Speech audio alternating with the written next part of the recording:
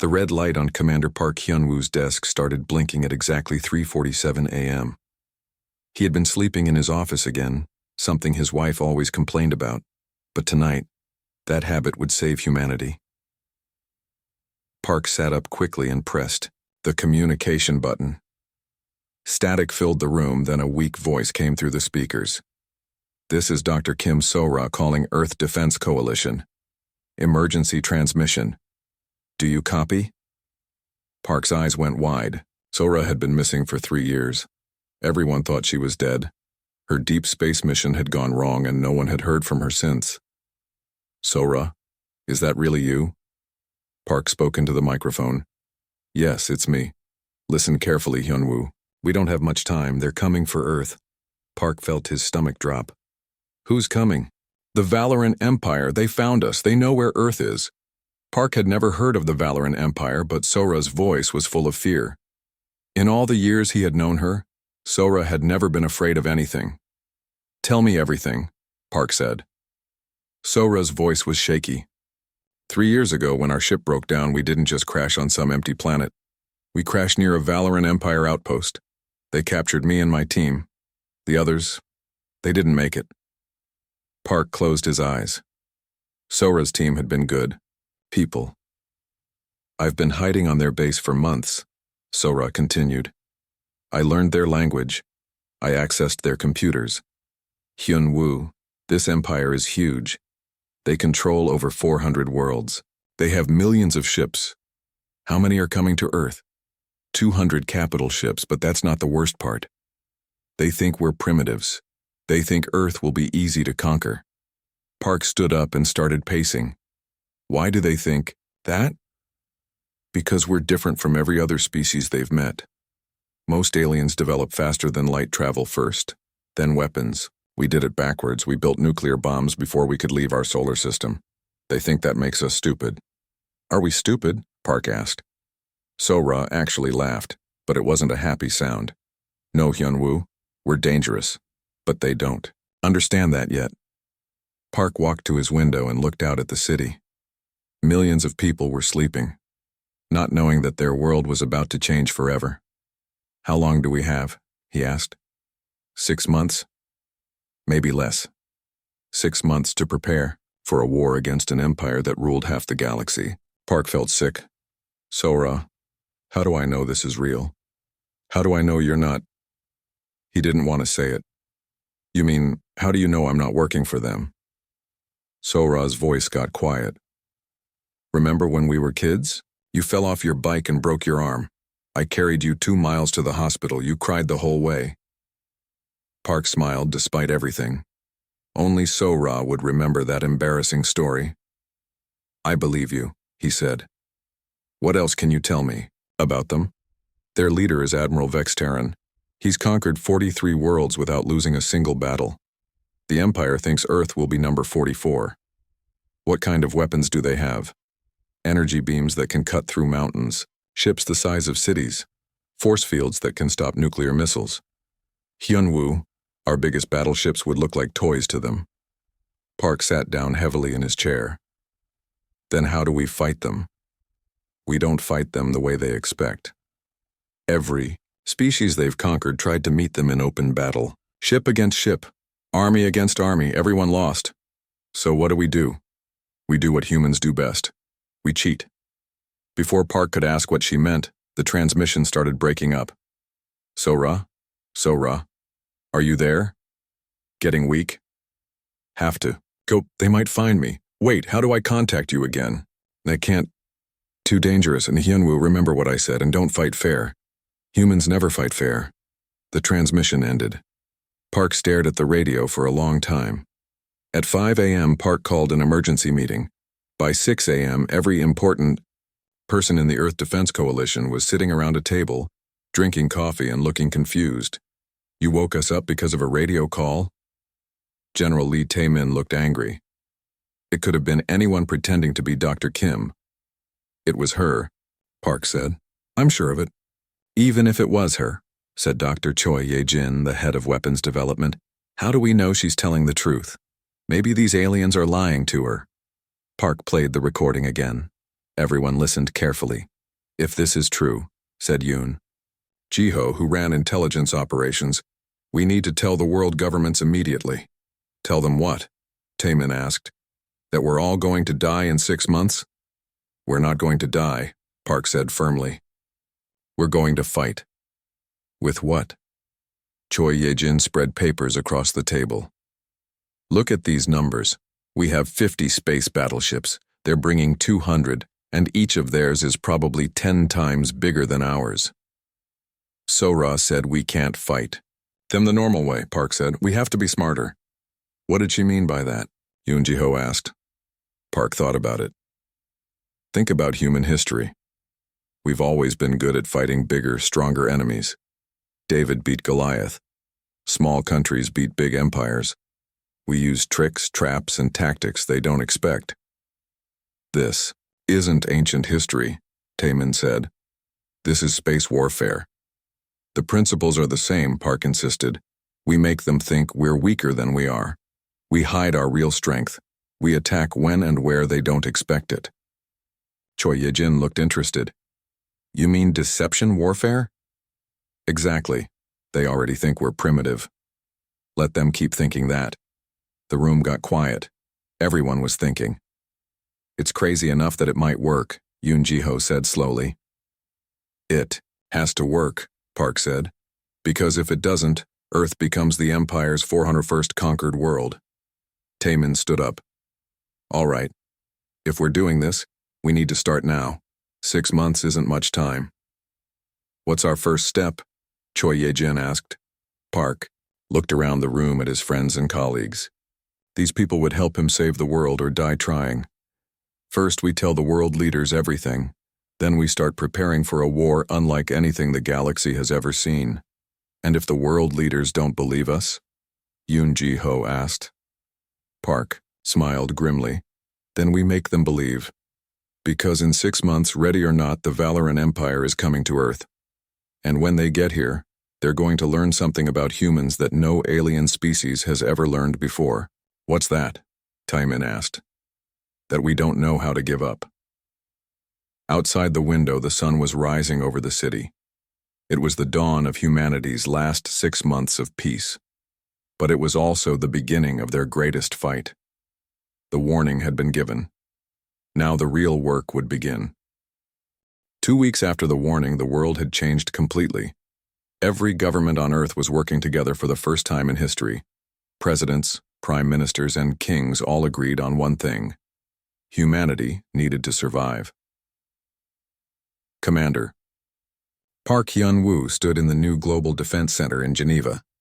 The building used to be a hotel, but now it was the most important place on Earth. Giant screens showed maps of every continent, and people in military uniforms ran back and forth carrying urgent messages. The Chinese are moving their factories underground, reported Yoon Jiho, reading from a tablet. The Americans are doing the same. Everyone is following the plan. The plan was simple but dangerous. Earth would pretend to be even weaker than the aliens thought. All advanced technology would be hidden. Cities would look damaged and empty. When the Valoran Empire arrived, they would see a planet that looked almost dead. What about the space stations? Park asked. We're moving them to the dark side of the moon, said General Lee Taemin. The Empire won't see them there. We hope. Dr. Choi Ye-jin walked into the room carrying a metal box.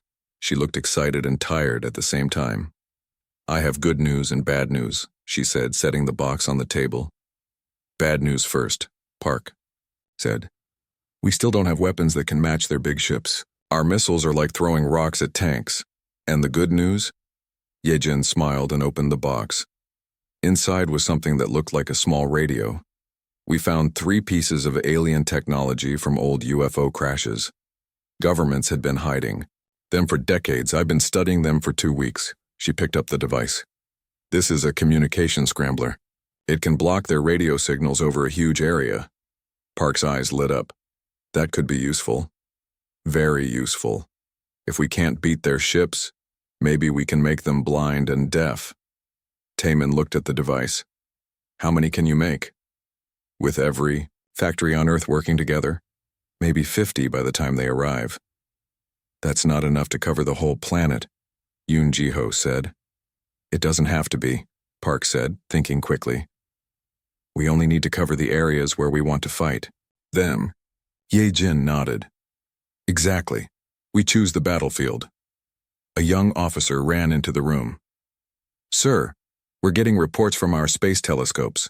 Something big is moving toward our solar system. Everyone froze. How big? Park asked. Really big, sir. It's still far away, but it's definitely coming this way. Park felt his heart beating fast. How long until it gets here? Maybe 4 months, sir. Maybe less. After the officer left, the room was quiet for a long time. 4 months, Taemin said. We lost 2 months somewhere. It doesn't matter, Park said. We work with what we have. Over the next few weeks, the world became a different place. In every major city, construction crews worked day and night to build underground tunnels and hidden bases. Factories that used to make cars and computers now made weapons and communication devices. But the most important work was happening in secret places around the world. In a hidden base under the Rocky Mountains, Nam Woo-jin was training the best pilots from every country. These pilots would fly small, fast ships that looked like civilian craft but carried powerful weapons. Forget everything you learned about space combat, Woo-jin told his students. The Empire expects us to fly in straight lines and fight like gentlemen. We're going to fly like crazy people. In another secret base in Siberia, Kang Min-seo was working on something even more important: psychological warfare.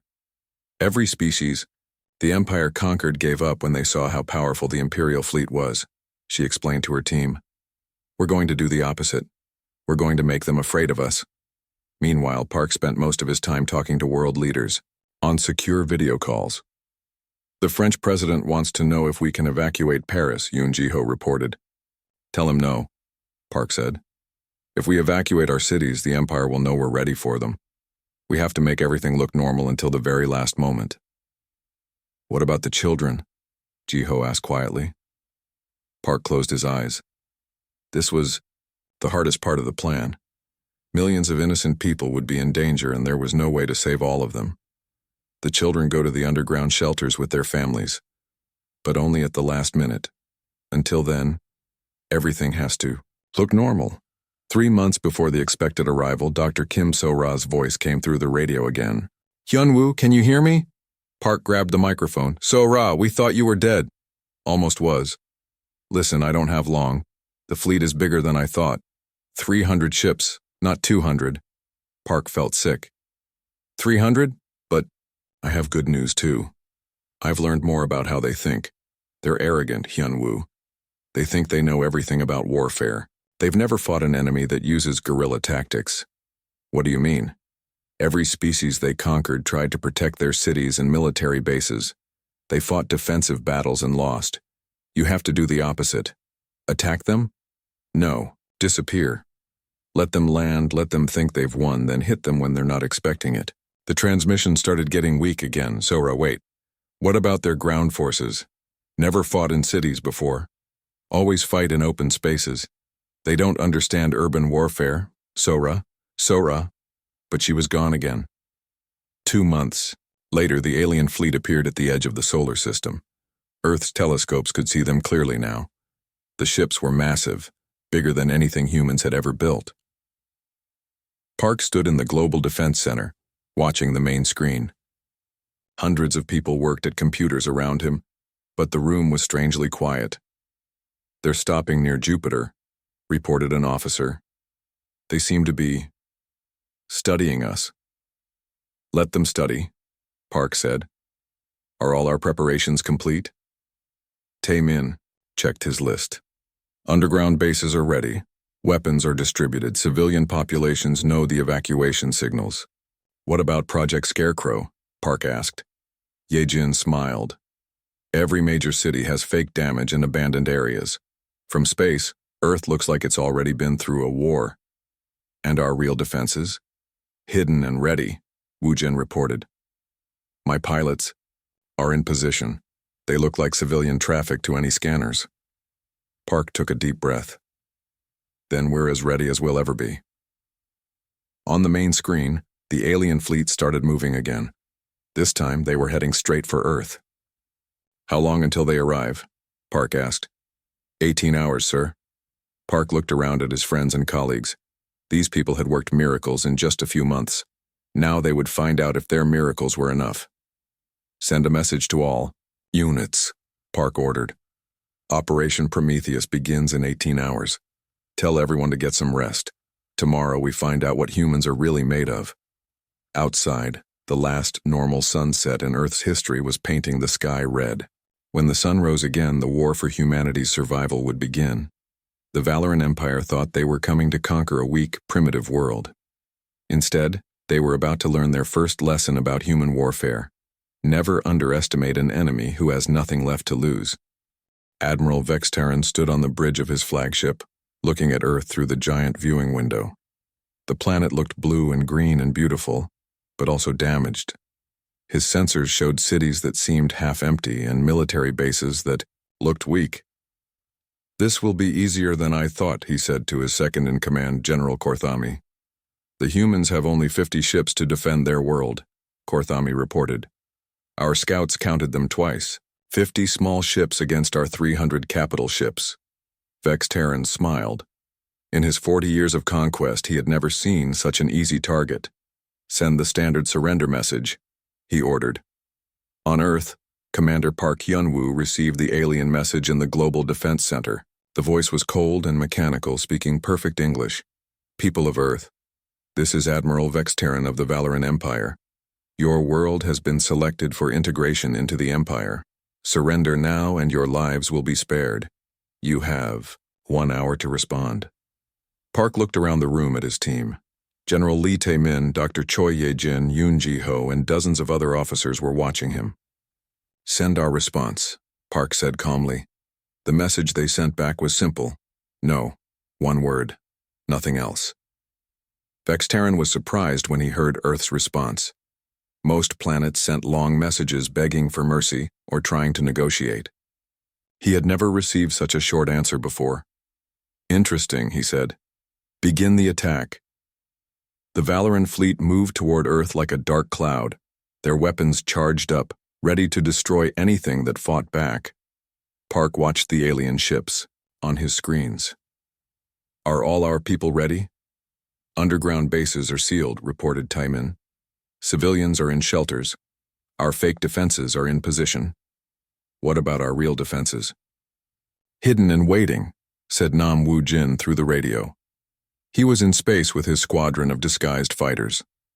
The first alien attack came at dawn.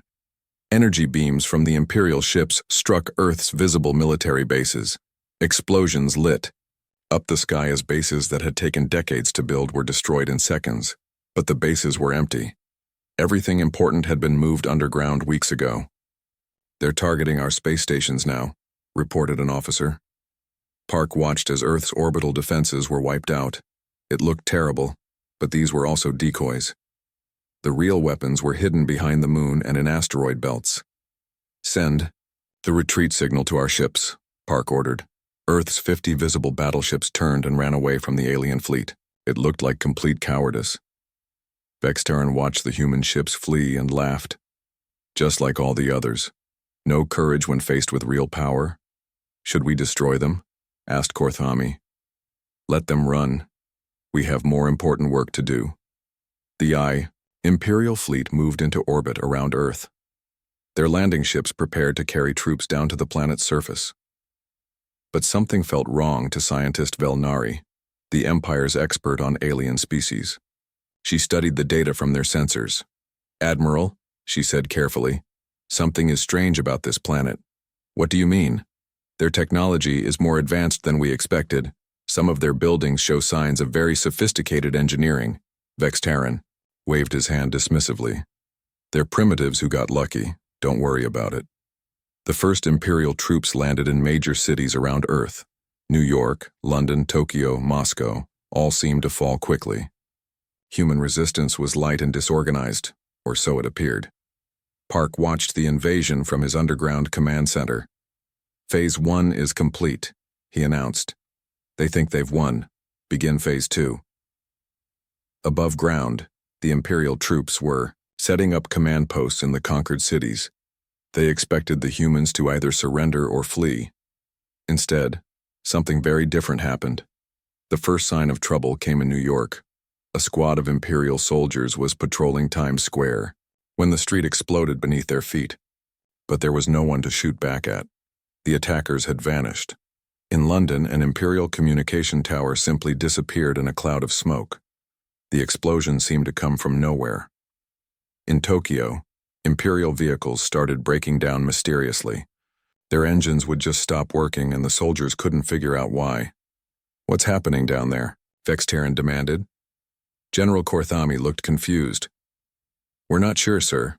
Our troops are taking casualties, but they can't find the enemy." "What do you mean they can't find the enemy?" "The humans aren't fighting like normal soldiers. They attack and then disappear. They're hiding in their own cities and fighting from shadows." This had never happened before in Imperial history. Every other species had tried to meet the Empire in open battle. Army against army, ship against ship. When they lost those battles, they surrendered. But humans didn't seem to understand how surrendering worked. Kang Minseo's psychological warfare campaign began that night. Imperial soldiers started finding strange messages written on walls. "You are not welcome here. Go home while you still can. We are watching you." The messages were in the Imperial language, which should have been impossible. How did these primitive humans learn to write in Valoran script? But the messages were just the beginning. Imperial soldiers began having nightmares. They heard sounds that weren't there. They saw movement in empty buildings. Some claimed they were being followed by invisible enemies.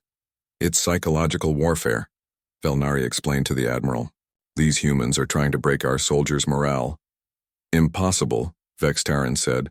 "Psychological warfare requires sophisticated understanding of enemy psychology. These are primitives." But in the following days, things got worse. Nam Wu Jin's fighters, disguised as civilian craft, began attacking Imperial ships. They would approach looking harmless, then suddenly unleash weapons and disappear before the Empire could respond. The attacks were small, but they were constant. Every hour, another Imperial vehicle would explode or another patrol would vanish. "How many casualties?" Vextaran asked grimly. 2,000 soldiers in the first week, Korthami reported. "But that's not the worst part." "What's the worst part?" "Morale is collapsing. Our soldiers are afraid to leave their bases. They're saying this planet is cursed." Vextaran had conquered 43 worlds, but he had never seen anything like this. Usually, after a few days of occupation, the local population would accept their new rulers. But Earth's population seemed to be getting more dangerous, not less. "Bring down more troops," he ordered. "How many more?" "All of them. Every soldier on every ship. We're going to crush this resistance once and for all." But as more Imperial troops landed on Earth, the attacks increased. It was like trying to hold water in his hands. The more pressure he applied, the more the enemy slipped through his fingers. In his underground command center, Park smiled as he read the reports. "They're sending down their entire army," Taemin reported. "Every ship in orbit is now half empty." "Perfect," Park said. "That's exactly what we wanted them to do." "Why?" "Because now their ships don't have enough crew to fight properly. It's time for Phase 3. Park opened a secure channel to Dr. Kim So-ra, who was still hiding somewhere in Imperial space. "So-ra, can you hear me? I'm here, Hyun-woo. We need you to create a distraction. Can you do that?" So-ra's voice was determined. "I've been waiting 3 years for this moment. Consider it done." The war for Earth was about to change completely. As 3 months into the occupation, Admiral Vextaran stood in his private quarters staring at reports he couldn't believe. His mighty Imperial fleet was losing a war against a planet of primitives. 15,000 casualties, he read aloud. 67 vehicles destroyed. 23 communication towers sabotaged. Morale at critical levels. A message came through his private communication system. It was from the Imperial Senate on the homeworld. "Admiral Vextaran, the Senate is concerned about your progress on Earth. This conquest was supposed to take 3 days. It has been 3 months. Explain yourself." Vexteron didn't know how to explain. How could he tell the Senate that humans fought like no other species in the galaxy? On Earth, Dr. Kim So-Ra was finally ready to make her move. For 3 years, she had been hiding in the Imperial outpost, learning their systems and waiting for the right moment. That moment was now. She crept through the dark corridors of the alien base, carrying a small device that Dr. Choi Ye-jin had taught her to build using stolen Imperial technology. It was a virus that would infect their entire communication network. Almost there, she whispered into her hidden radio. Hyunwoo, are you ready? In the Global Defense Center, Commander Park Hyunwoo was watching dozens of screens showing the positions of Imperial ships around Earth. We're ready, So-Ra. Upload the virus and get out of there. So-Ra reached the main computer terminal and plugged in her device. Code began flowing across the screen as the virus spread through the Imperial network like poison in water. It's working, she said. Their communications are going down. At the same moment, something extraordinary happened in space around Earth. Ships that had been hiding behind the moon and in asteroid belts suddenly appeared. They weren't the 50 small ships the Empire had seen before. These were real warships armed with weapons that Ye-jin had built using stolen alien technology. Nam Woo-jin led the attack from his fighter squadron. All units, this is Woo-jin. Operation Prometheus is go. Attack pattern Alpha. The hidden human fleet struck the Imperial ships like lightning. The aliens were completely surprised. Half their troops were on the planet's surface and their communications were down, thanks to So-Ra's virus. What's happening? Vexteron shouted as his ship shook from weapons fire. Unknown ships attacking from all directions, his officers reported. Sir, these aren't the same ships we saw before. These are much more advanced. Impossible, we destroyed their fleet. Sir, I think we destroyed decoys. On the planet's surface, the real battle was just beginning. Imperial soldiers who had been fighting shadows for months suddenly found themselves facing organized human armies that seemed to appear from nowhere. General Lee Taemin coordinated the surface attack from his underground command center. All units, the Empire's ships are busy in space. Now we hit them where it hurts. Around the world, hidden human forces emerged from tunnels and secret bases. They struck Imperial command posts with weapons the aliens had never seen before. In New York, Yoon Ji-ho led a team that captured an entire Imperial communication center. In London, human soldiers used alien energy weapons that Ye-jin had reverse-engineered from crashed ships, but the most important battle was happening in space. Sir, we're losing, General Korthamy reported to Admiral Vexteron. 5 of our capital ships have been destroyed. The humans have weapons we didn't know about. How is that possible? They've been hiding their real technology. Everything we saw before was fake. Vexteron felt something he had never experienced in 40 years of conquest. Fear. Send a distress signal to the Imperial fleet, he ordered. Sir, our communications are still down. The virus is in our entire system. At that moment, So-Ra's voice came through every Imperial radio on every ship. She was broadcasting from her hiding place, and her words were being translated into the Imperial language. Soldiers of the Valoran Empire, she said calmly. You came to Earth thinking you would find weak primitives. Instead, you found something your empire has never encountered before. Humans who refuse to surrender. On his flagship, Vexteron listened in shock. For 3 years I have lived among you, So-Ra continued. I have learned your language, studied your technology, and discovered your weaknesses. You are strong when fighting enemies who think like you. But humans don't think like you. She paused, then her voice got harder. We don't fight fair. We don't follow your rules. We don't surrender when we're outnumbered. We adapt, we hide, we strike from shadows, and we never give up. In space, the battle was turning completely in humanity's favor. The Imperial ships were designed to fight other Imperial ships in organized formations. They couldn't handle the chaotic, unpredictable attacks that human pilots were using. Woo-jin's fighters swarmed around the massive alien ships like angry bees, striking weak points that Ye-jin had identified from studying captured technology. Their shield generators are on the undersides of their ships, Ye-jin had explained before the battle. They never expect attacks from below because no other species fights that way. The human pilots attacked from every direction the aliens didn't expect, above, below, from inside asteroid fields, even from behind their own ships. "This is impossible," Korthami said, watching his fleet fall apart. "How are they doing this?" "Because they're not fighting like soldiers," scientist Velnari said quietly. "They're fighting like animals defending their territory. On Earth's surface, the Imperial ground forces were collapsing even faster. Months of guerrilla warfare had broken their morale, and now they faced coordinated attacks from enemies who seemed to know every building, every street, every hiding place. Kong Minseo's psychological warfare reached its peak when human forces began broadcasting surrender terms to Imperial soldiers. "Soldiers of the Empire," the broadcasts said in perfect Imperial language, "your fleet is defeated. Your communications are down. Your commanders cannot help you. Surrender now and you will be treated fairly. Continue fighting and you will join the 15,000 who have already died on this world." For the first time in Imperial history, alien soldiers began surrendering to the species they had come to conquer. "Sir," an officer reported to Vextaran, 70% of our ground forces are requesting immediate evacuation." "Evacuation? We're the Valoran Empire, we don't evacuate." "Sir, with respect, we're losing this war." Vexitaran looked at the tactical display. It showed his fleet scattered and damaged, his ground forces in retreat, and human ships controlling the space around Earth. "How?" he whispered. "How did primitives do this to us?" Park's voice came through the Imperial communication system. Somehow the humans had taken control of their entire network.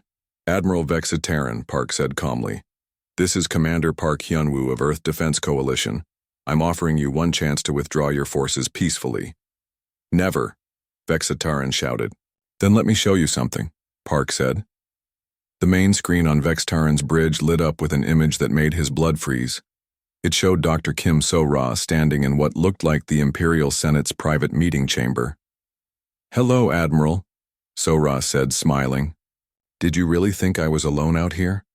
While you were busy trying to conquer Earth, human agents have been spreading across Imperial space. We've learned all your secrets." The image changed to show other humans in Imperial uniforms on different planets. "We know where your other fleets are," So-ra continued. "We know your supply routes. We know your weaknesses. And we've been teaching other species how to fight the way humans fight." The final image showed alien rebels on dozens of Imperial worlds, using human tactics to attack Imperial forces. "Your empire is falling apart," Park said over the radio. "Not because we're stronger than you, but because we showed others that you're not as powerful as you pretend to be."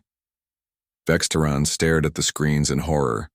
The war for Earth wasn't just about one planet anymore. It was about the survival of the entire Valoran Empire. "What do you want?" he asked quietly. "Complete withdrawal from Earth and all systems within 10 light years," Park said, "and a promise that the Empire will never threaten humanity again. And if I refuse?" Park's voice was cold as space. "Then you'll learn what happens when you make humans truly angry." Vextaran looked around his damaged bridge at his defeated officers. For the first time in his career, he was going to retreat from a primitive world. But as he prepared to give the order, he realized something that chilled him more than the military defeat. These humans weren't primitives at all. They were something far more dangerous. They were survivors.